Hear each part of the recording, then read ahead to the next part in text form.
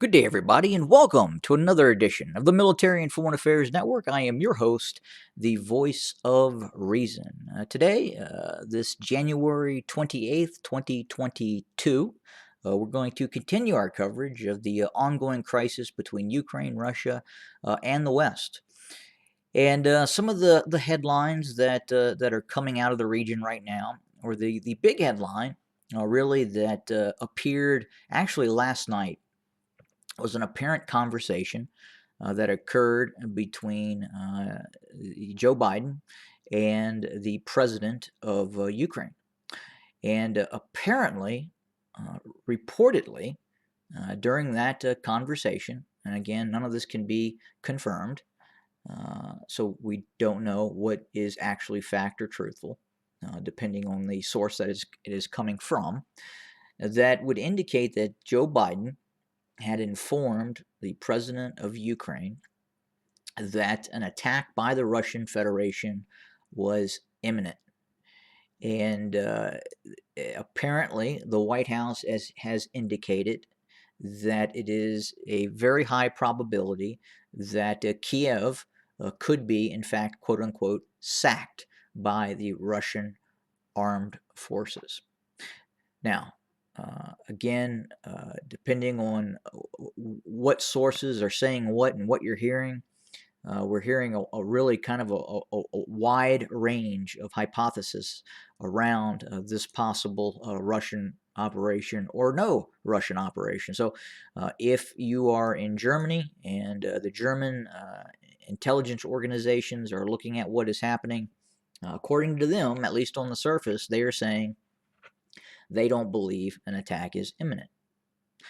Now, with that being said, the United States is saying something completely different. In fact, they believe an attack is imminent between, as of right now, the 28th of January, and quite possibly extending through the middle of February, quite possibly towards the end or at the end or sometime after the Olympic Games have concluded.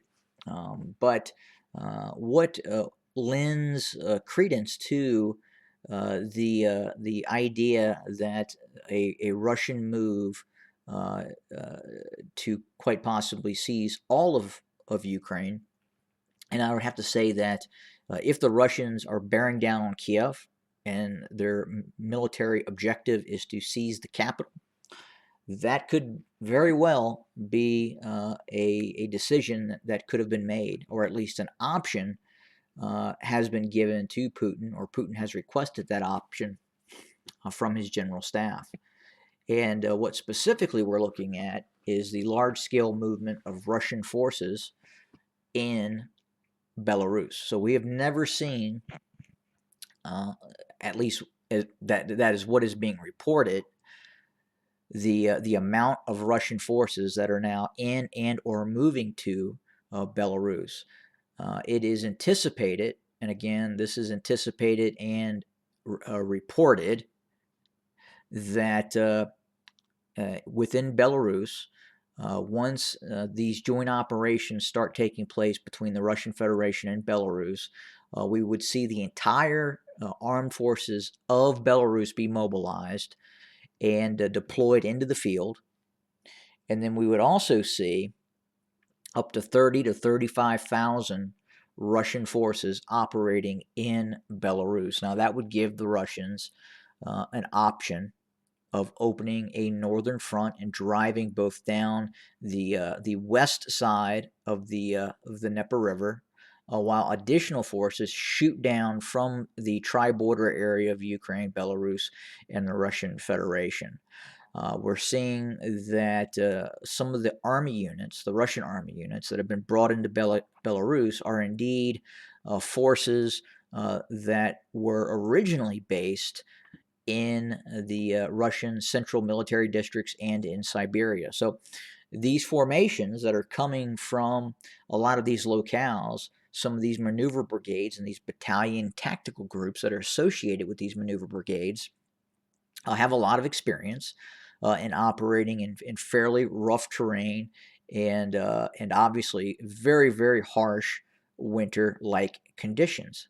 So if you remember back in World War II, the turning tide of what really kind of got the Soviets back into the war was the forces of those Siberian army groups being deployed west and getting into the fight against the Germans. And now, right now, we're seeing a lot of those units, a lot of those Siberian military units, are now being transferred or have been transferred to areas west. And again, the terrain in this area north of Kiev is ideal for a lot of those units and some of the operations that they practice out in Siberia. Again, you're looking at these vast spruce forests with rivers and just terrain that's very, very difficult, especially for large armored formations to operate under. These road networks running like the P-37 here running south go through fairly large spruce forests and are again just very, very difficult terrain for armored warfare, and especially if this operation were to take place in warmer times, it would be near impossible. A lot of these areas are marshes with lakes and ponds, and again, any sort of maneuver war uh, outside of those lakes and ponds and marshes being frozen over would be inherently difficult to operate in. Now, at the same time, I'm not going to discount the fact that operating in the winter in 10-degree weather with snow is very difficult as well. It is not fun as a soldier to operate in extreme cold weather, and obviously that could have an impact on morale, really on both sides as well. And if the Russians were to start knocking out electrical infrastructure in terms of the civil population being able to heat and warm itself, obviously that would have an impact on the national morale. Obviously, you have two types of morale. You have military morale, and then you have what the national morale is. And if people start losing heat and the ability to comfort themselves while bombs are quite possibly going off in targets near the cities they live in or towns they live in, that is going to impact the national morale as well. But again, not sure if this is actually going to happen. If you listen to the White House, if you listen to U.S. intelligence agencies, it would appear on the surface that the decision has been made by Putin to launch an attack into Ukraine. And I would say at this point, there's probably a multitude of operations we're looking at. I would say one operation, the most limited operation, would probably be a move into just the eastern separatist areas by the Russian armed forces, where we could see them basically take control of the separatist areas and announce those areas free from Ukraine. Now, I would say that probably is unlikely. Additionally, the next probably series of operations would be a further operation where you could possibly seize the seizure of Mariupol and or Kharkiv. Kharkiv would be pivotal to take. This would be the very first large city that the Russians would need to take. Very difficult to simply circumvent, bypass, and continue on with Kharkiv, as this would affect ongoing Russian logistical operations. I believe the Russians would need to make a move and seize control of Kharkiv really quickly. I don't think they would want to do a prolonged siege of Kharkiv. That would probably be more opportunistic further west, but just initially, they would definitely want to seize Kharkiv again.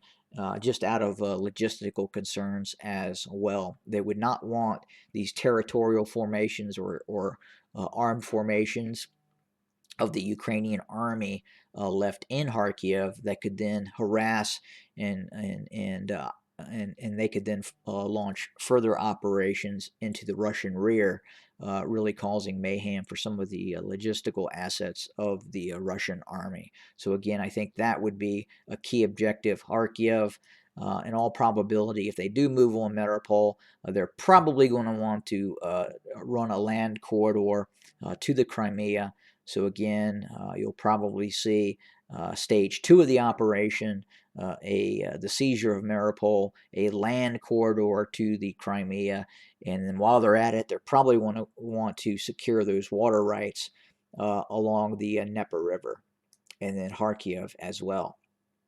Stage 3 would be a capitulation operation where you would possibly see the Russian forces coming south out of Gomel in the tri-border area, shooting down towards Kiev, while another force shoots down to the west of the Dnieper River and threatens Kiev from 2 directions in a pincer movement. But again, that is going to open Pandora's box, and that could be what Putin wants at this point. I would say that if Putin only seizes control of eastern Ukraine, we now have a case where we have both East and West Ukraine, much like we had East and West Germany. And then you would only then rationalize, quite possibly, that we could see East or West Ukraine quite possibly become a member of NATO or become a protector or NATO could become its protector to prevent further Russian aggression. And I don't believe Putin would want to actually see that occur as well, which lends me to believe that if he does do this, he may try to take all of Ukraine. But again, that is going to be tremendously difficult to do if he doesn't have the ability to pay off some of these Ukrainian brigade generals and brigade commanders, and get some of these Ukrainian forces to switch sides. I think that will also be paramount for a successful Russian military operation. But again, that's what we have for today. We're continuing to watch this. It continues to become more and more heated. The rhetoric continues, and all really kind of at this point, everything really points to some sort of military conflict. I did want to mention one thing. I do believe that Putin has created an off-ramp for himself.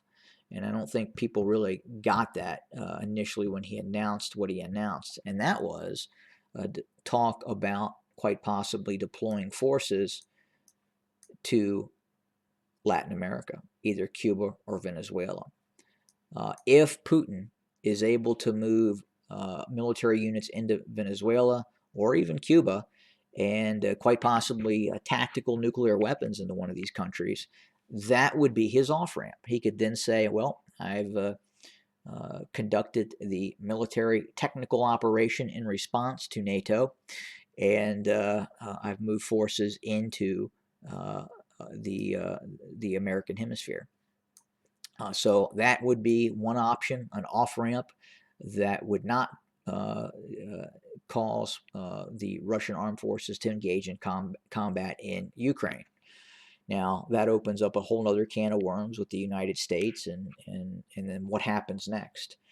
So again, doesn't make things much better, but that is one possibility that could prevent him from, meaning him, Putin, from entering Ukraine, that I think is on the table, and I think he could possibly have developed as an off-ramp if he has decided to do that.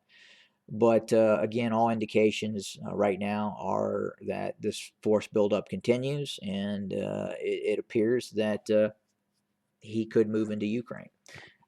Again, would not be surprised if he doesn't, and would absolutely not be surprised at all if Russia does. Have a good day, everybody.